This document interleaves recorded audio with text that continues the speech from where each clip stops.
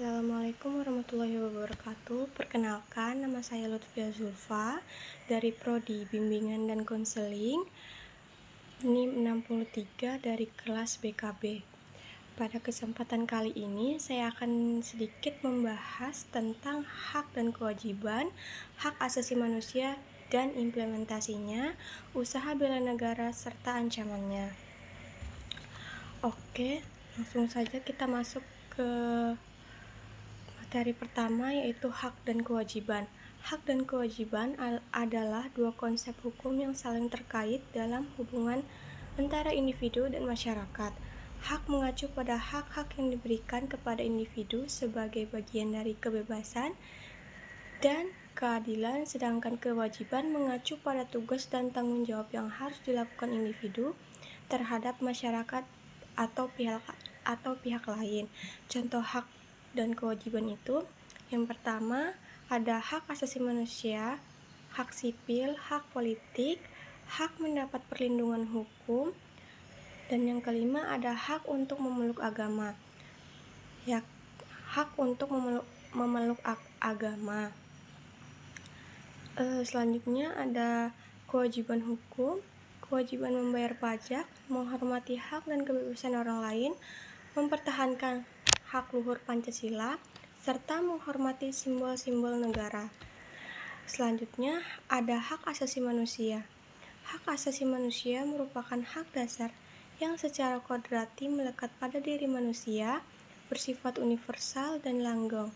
Oleh karena itu harus dilindungi, dihormati, dipertahankan, dan tidak boleh diabaikan, dikurangi atau dirampas oleh siapapun. Hak-hak tersebut antara lain hak untuk hidup, hak berkeluarga dan melanjutkan keturunan, hak pengembangan diri, hak memperoleh keadilan dan hak atas kebebasan pribadi, hak atas rasa aman, hak atas kesejahteraan, hak turut serta dalam pemerintahan, hak anak dan wanita. Selanjutnya ada implementasi hak asasi manusia. Yang pertama, konstitusi dan hukum. Hak asasi manusia di Indonesia diatur dalam Undang-Undang Dasar Negara Republik Indonesia tahun 1945, pasal 28A hingga 28J. Secara khusus menjelaskan hak asasi manusia yang diakui dan dijamin oleh negara. Komisi Nasional Hak Asasi Manusia, Komnas HAM, adalah lembaga independen yang bertugas mengawasi dan melindungi hak asasi manusia di Indonesia.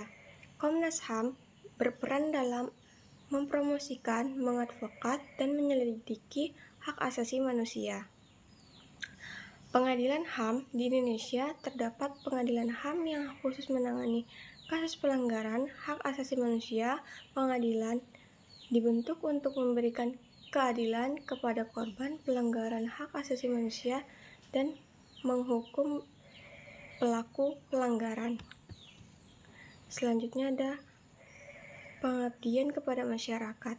Usaha bela negara juga dapat dilakukan melalui pengabdian kepada masyarakat, melibatkan kontribusi dalam pembangunan sosial seperti menjadi sukarelawan dalam kegiatan sosial, memberikan bantuan kepada mereka yang membutuhkan, serta terlibat dalam program-program pemberdayaan masyarakat.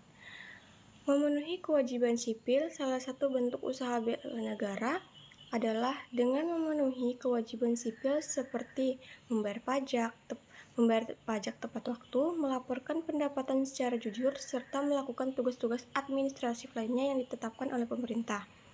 Menghormati dan menjunjung tinggi nilai negara. Usaha bela negara juga dapat mencakup menghormati dan menjunjung tinggi nilai-nilai, simbol-simbol, dan identitas nasional, serta menghargai peraturan dan hukum yang berlaku di negara tersebut. Selanjutnya ada ancaman-ancaman Indonesia dalam mempertahankan keutuhan negara. Yang pertama, separatisme.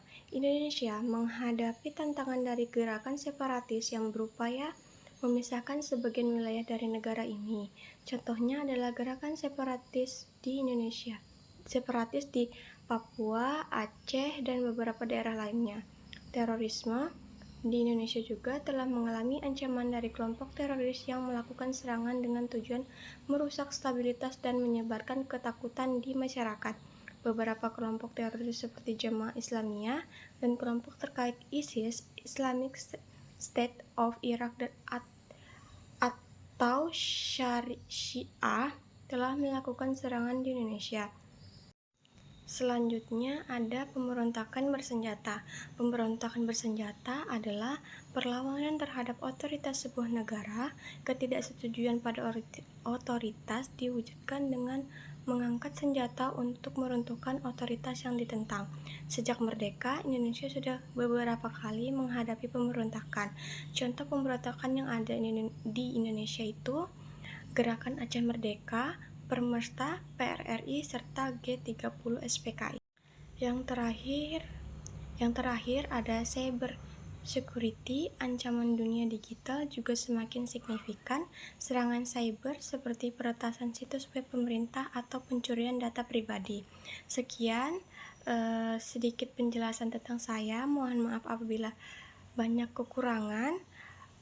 Wassalamualaikum warahmatullahi wabarakatuh.